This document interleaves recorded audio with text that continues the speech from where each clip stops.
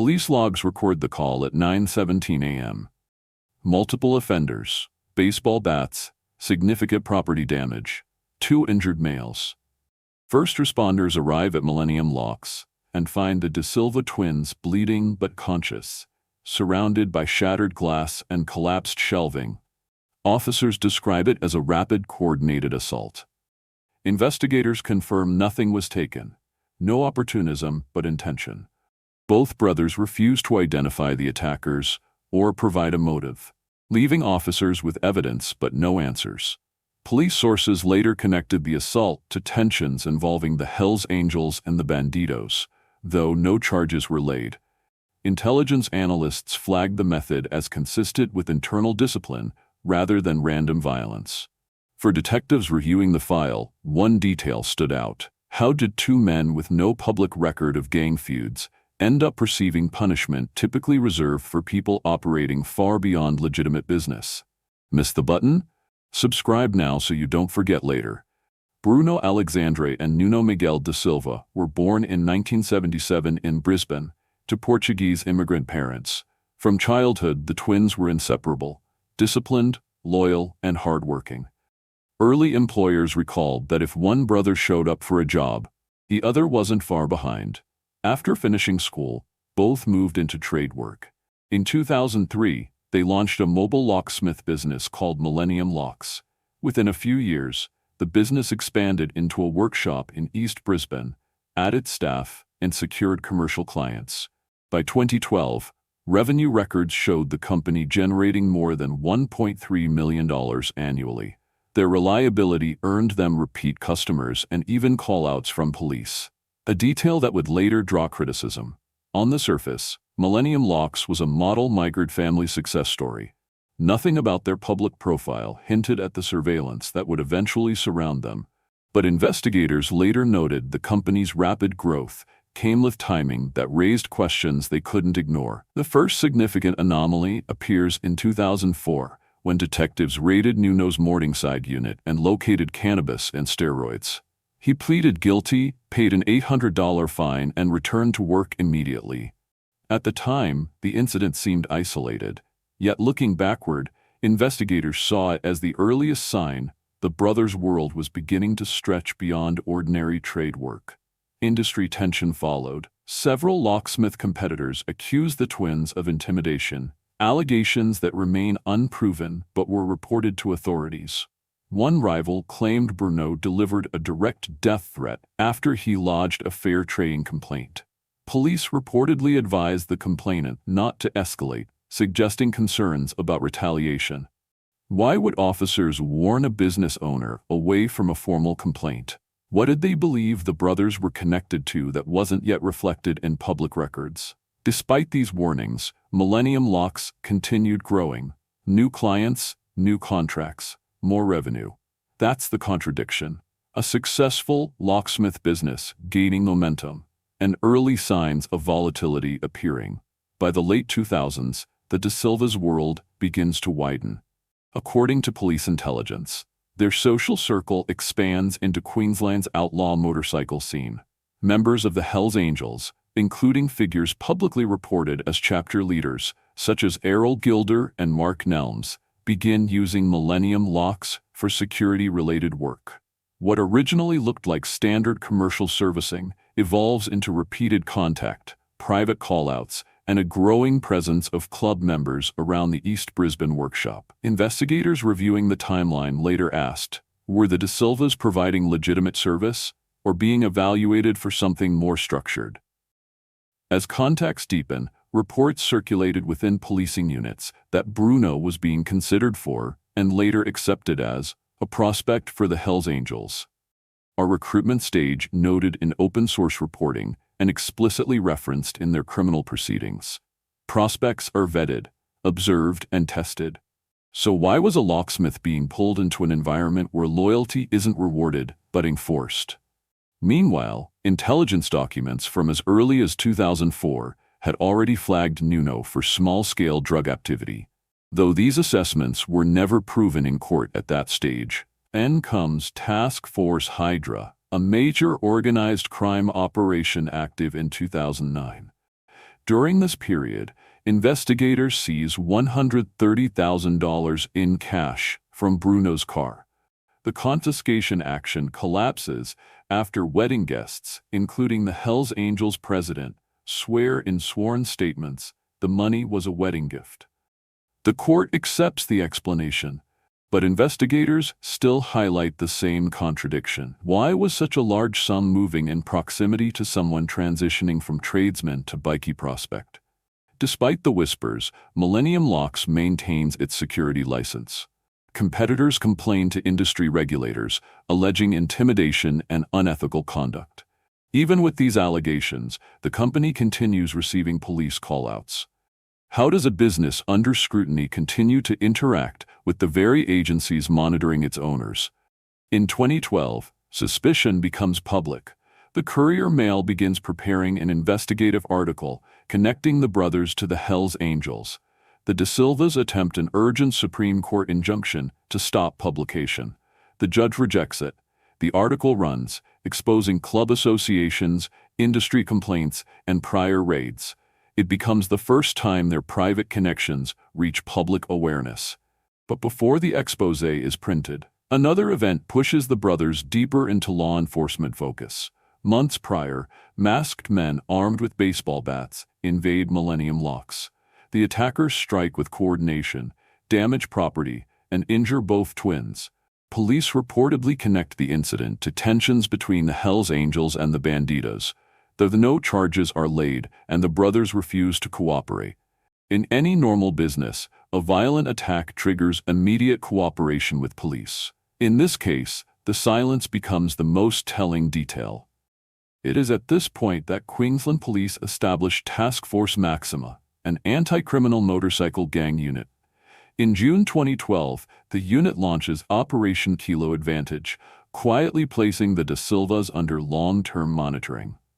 Over 16 months, investigators conduct covert surveillance, intercept phone calls, install hidden listening devices inside Millennium Locks, and record thousands of conversations.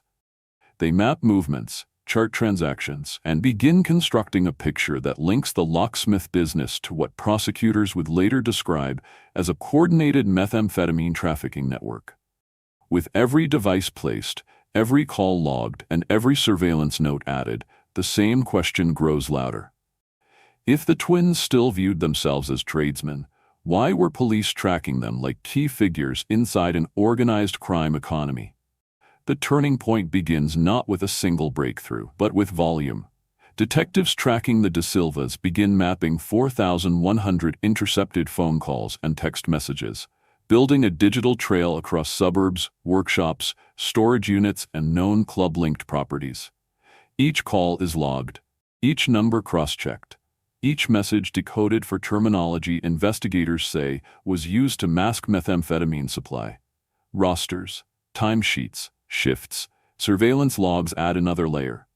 Unknown visitors appear repeatedly at Millennium Locks. Late-night arrivals, brief drop-ins, quick exchanges. Some stay only seconds before leaving envelopes or small packages. Others bring cash. Investigators note these individuals are not customers, and their visits rarely involve locksmithing work. Financial records deepen the concern. Revenue linked to locksmith operations does not match cash flow moving through accounts during the monitored period. Investigators reviewing bank statements later describe income levels that far exceed what a locksmith firm can reasonably generate. Alongside this, analysts identify vehicles, jewelry, and motorbikes suspected to have been purchased from trafficking proceeds. Quick reminder, if you're still watching, ask yourself why a business built on routine service calls is suddenly moving in patterns investigators associate with an organized network. What emerges isn't a single smoking gun, it's an ecosystem. So the question becomes, when did Millennium Locks stop being just a locksmith business and start functioning as something else entirely? As the net tightens, intercepts capture a shift inside the De Silva's own behavior. According to investigators, the brothers begin discussing the return of club colors, jackets, patches, and insignia associated with the Hells Angels. They reference plans to melt down gold jewelry engraved with club markings. Then comes the point that later reshapes the legal outcome of the entire case. On 8 October 2013, the De Silvas officially resigned from the Hells Angels. The timing is exact: 10 days before police raids, 9 days before Queensland's new anti-bikie bail laws take effect. Laws designed to automatically keep declared gang members behind bars without bail. The question investigators still debate is simple: was this foresight or warning? Surveillance recorded conversations in the days and weeks prior, suggesting the brothers believed they were being watched. Phone usage changed, meetings grew shorter, visitors arrived less frequently, behavior that to investigators suggested anticipation. Their resignation is viewed as strategic, not spontaneous. The timing shields them from the harshest effects of the new legislation, a loophole that later creates political embarrassment for a government that had promoted its new laws as airtight. And yet, even with the resignation filed and club symbols returned, the surveillance continues. The financial anomalies continue. The coded messages continue. If the De Silvas believed stepping away from the club could protect them, what did they think the police already knew, and what were they trying to outrun? The moment Task Force Maxima had been building toward arrives at 5 a.m. on 23 October 2013. In one of the unit's earliest and largest coordinated operations, more than 100 police officers move simultaneously across Southeast Queensland, hitting 22 properties, spanning Brisbane, Logan, Ipswich, and the Gold Coast. Doors come off hinges. Vehicles are seized. Phones are confiscated before they can be switched off. By the end of the sweep, 21 people are in custody and 57 charges are laid. Among those detained are Bruno and Nuno de Silva, two tradesmen who began their careers fixing locks, now facing accusations of trafficking and possessing dangerous drugs under Queensland law. Authorities publicly described the case as a sophisticated $2.5 million methamphetamine network. That figure isn't drawn from speculation, but from combined calculations of cash flow, substance estimates, and recorded communication patterns spanning more than a year. Inside the Millennium Locks premises, covert listening devices planted months earlier provide investigators with detailed conversations attributed to the brothers, captured without their knowledge. Phone intercepts identify their voices coordinating meetings, discussing coded terminology, and referencing what analysts allege are distribution schedules disguised as shifts, rosters, and other seemingly ordinary words. Witness statements collected during the raid described cash bundles, unexplained visitors, and transactions that had no link to locksmithing.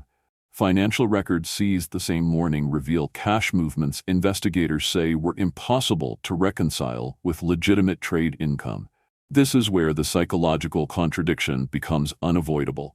If the Da Silvas understood the level of surveillance they were under, why continue using patterns investigators had already identified as red flags? Because buried within the raid files is the twist that forces the government into damage control.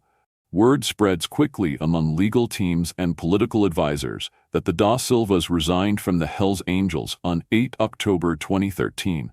10 days before the raids, 9 days before Queensland's anti-bikie bail laws took effect. Those new laws were designed to keep club members locked up automatically. But by resigning just days earlier, the Da Silvas no longer met the legal definition of participants. In real time, the operation meant to demonstrate the government's new strength against bikie groups instead exposes a loophole that blindsides officials. The Newman government is left answering a question investigators never intended to raise. How did two men at the center of a major organized crime investigation manage to sidestep the very legislation created to hold them in custody? The legal system reacts immediately, but not the way the government intended. Queensland's newly introduced anti-bikie bail laws fail to apply to the De Silvas. The reason becomes a political embarrassment. The brothers resigned from the Hells Angels just days before their arrest, placing them outside the definition of participants under the new legislation. Despite losing that advantage, the Crown opposes bail aggressively, not because of club affiliation, but because of what investigators say is overwhelming evidence. Intercepted calls, surveillance logs, financial irregularities, and months of recorded behavior that analysts claim reflects coordinated drug trafficking. While the twins remain in custody, their mother, Lucia Gomes, attempts to preserve what remains of Millennium Locks. According to regulatory records, she begins transferring assets and continuing operations even after the Office of Fair Trading suspends the company's security license. Investigators allege she continued trading without authorization.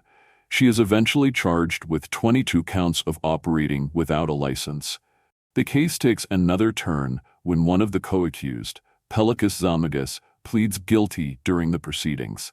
His plea confirms the existence of the trafficking network and, according to prosecutors, corroborates the operational framework investigators had pieced together from phone intercepts and surveillance. Then come the employee statements, accounts from former staff describing patterns they say made little sense inside a standard locksmith business. Strangers arriving briefly and leaving packages behind. Cash being handled in volumes disproportionate to locksmithing revenue. Conversations overheard about debts and repayments that had no connection to key cutting or security installations. Prosecutors present their case without narrative flourish. Surveillance, coded exchanges, financial anomalies, property and vehicle purchases suspected to be funded through proceeds of crime. And the one element investigators say ties everything together: decades of association with individuals linked to outlaw motorcycle groups, documented through phone records, social interactions, and intelligence assessments. Their argument is simple: Millennium Locks was not corrupted, it was repurposed. The defense tries to fracture this picture, but the evidentiary weight is difficult to dismantle. As the trial moves toward sentencing, the core facts are no longer in dispute, only the interpretation of them. But what no one inside the courtroom anticipates is that this case will produce a final twist almost a decade later, when the case finally reaches its legal conclusion in December 2015. Both Bruno and Nuno de Silva enter guilty pleas. They acknowledge trafficking methamphetamine, possessing steroids, and dealing with proceeds of crime. Bruno faces an additional charge of drug supply. Sentencing reflects the scale investigators alleged from the beginning. Bruno receives 9 years, with eligibility for parole after 4. Nuno receives 7, with eligibility after 2 years and 4 months. In delivering the sentence, the judge describes them as skilled tradesmen whose careers were destroyed by greed and associations. Inside prison, the De Silvas reportedly keep low profiles. No further gang entanglements, no disciplinary headlines. They serve their terms quietly and upon release avoid the biker scene entirely. Years pass without public incident. Then, almost a decade after the raids, the case resurfaces unexpectedly. In 2025, both men successfully reclaim Harley-Davidson motorcycles previously seized under proceeds of crime legislation. They agree to forfeit $75,000 each to resolve remaining asset disputes. The court rules the motorcycles were legitimate purchases, a rare reversal in cases involving organized crime-linked seizures. For investigators who worked the original file, the development raises an uncomfortable question. If the financial picture was once so clear, how did parts of it come undone years later? And this leads directly back to the unresolved mysteries that never left the case file. Did the De Silvas receive a tip-off before resigning from the Hells Angels? A move that shielded them from Queensland's strictest bail laws. How deep did their connection to the gang's operations actually run? Deeper than court records reflect, or exactly as limited as they later claimed?